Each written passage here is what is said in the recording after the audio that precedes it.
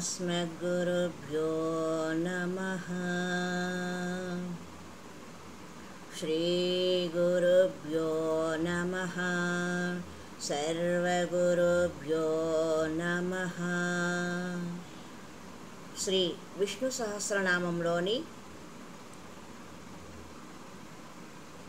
శ్లోకాలు కొన్నింటిని పఠిద్దాం. అర్థం తెలిసినా తెలియకపోయినా పఠనములో ఉచ్చారణ వలన చక్కటి వాక్శుద్ధి కలుగుతుందని భావిస్తూ ప్రారంభిద్దాం. ఓం జగత్ప్రభుం దేవదేవం అనంతం పురుషోత్తమం స్తువన్నామా సహస్రేణ పురుషః సతతోత్థితః తమేవ చ అర్చయన్ నిత్యం భక్త్యా పురుషమవ్యయం ధ్యాయన్ స్తువన్ నమస్యన్ చ యజమానస్తమేవ చ అనాదినిధనం విష్ణుం సర్వలోకామహేశ్వరం లోకాధ్యక్షం స్తువన్ నిత్యం సర్వదుఃఖాతిఘో భవేత్. శ్రీ విష్ణు సహస్రనామంలోని ప్రతి నామానికి అర్థం తెలియకపోయినా స్పష్టంగా ఉచ్చరించగలిగితే చాలు. స్పష్టాక్షరమైన పలుకే మంత్రము. దీనికి అధీనులే దేవతలు.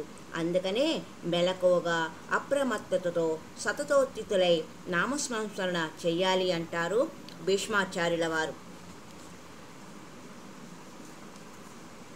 చెప్పుకున్న 3 శ్లోకాలలో సహస్రనామాలను సేవించే విధానము చక్కగా వివరించబడినది. ప్రపంచానికి ప్రభువు, దేవతలకు పరదేవత అయిన పురుషోత్తముని, అనంత దివ్య విభూతిని ప్రతి పురుషుడు, ప్రతి జీవి మెలకువతో స్తుతించాలి అని మొదటి శ్లోకము చెబుతుంది. జగత్ప్రభుం దేవదేవం అనంతం పురుషోత్తమం స్తువన్నామా సహస్రేణ పురుషః సతతోత్థితః అని చెబుతున్నది.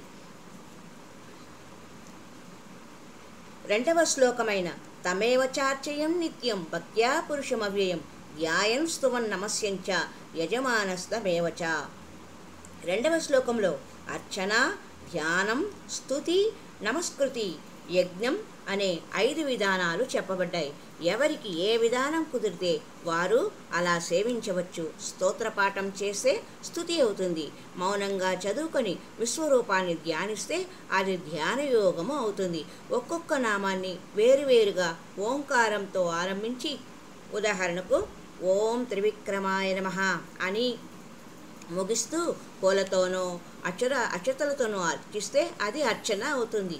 10 మంది కలిసి సహస్రనామ హోమం చేస్తే అది యజ్ఞము అవుతుంది. ఎలా చేసినా గమ్యం ఆరాధ్యం ఒకటే. ఆద్యంతములు లేని సర్వేశ్వరుడు, అన్ని లోకాలకు అధ్యక్షుడు, అన్ని శోకాలకు అంతకుడు.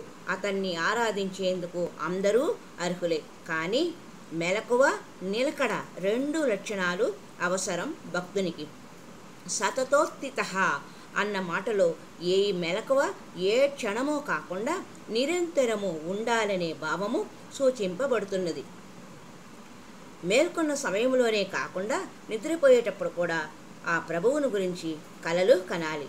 నిద్రపోయేది శరీరం, లోపల పైటి సాకారం సర్వకాల సర్వ అవస్థలలో మెలకువగానే ఉంటుంది.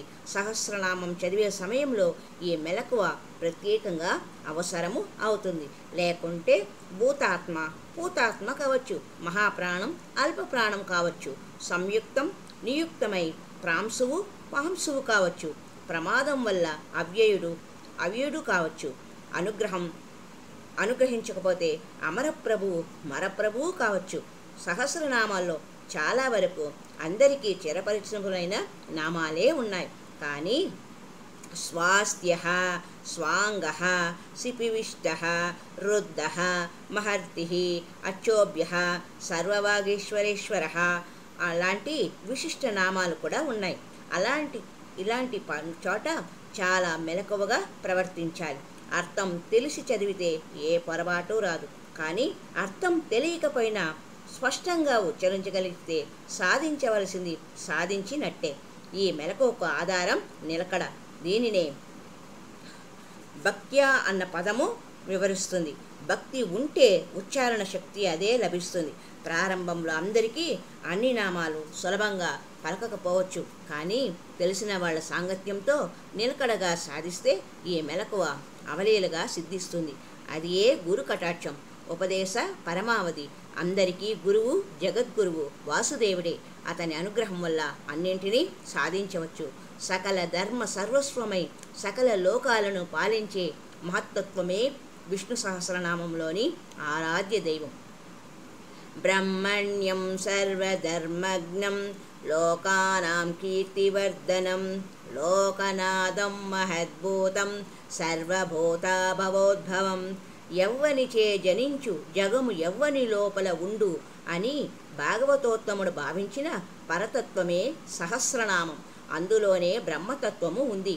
అదే సకల ధర్మసారం, లోకోత్తర లావణ్యం అందులో ఇమిడి ఉంది.